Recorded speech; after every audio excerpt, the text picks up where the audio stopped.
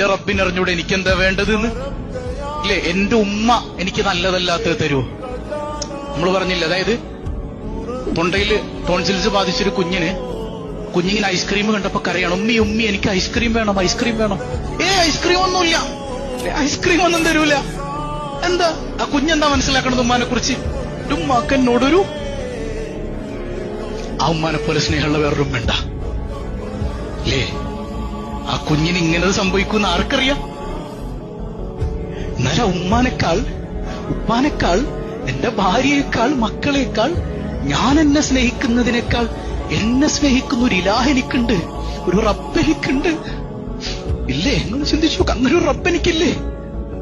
ആ റബ്ബ് എനിക്ക് എന്ത് തന്നാലും എനിക്ക് ഗുണമാണ്. വേറെ എന്തെങ്കിലും അവൻ തരുമോ? എനിക്കെന്ത് തന്നാലും ഗുണമാണ് എന്റെ റബ്ബ്.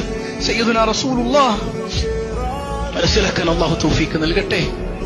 ഹത്താ യൽഖ അല്ലാഹു തആല, അല്ലാഹനെ കണ്ടുമുട്ടുന്നത് വരെ പടച്ചോൻ പരീക്ഷണം തരും. സയ്യിദുനാ റസൂലുള്ളാഹ് അങ്ങനെ കണ്ടുമുട്ടുമ്പോ എന്താ സംഭവിക്കണേ? വമാ അലൈഹി ഖതിഅ, അവന്റെ ഒരു പാപം ഉണ്ടാവില്ല ശരീരത്തിൽ.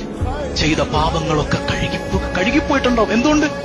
ഈ പരീക്ഷണത്തിൽ അവൻ ഇങ്ങനെ തൃപ്തിപ്പെട്ടതുകൊണ്ട്.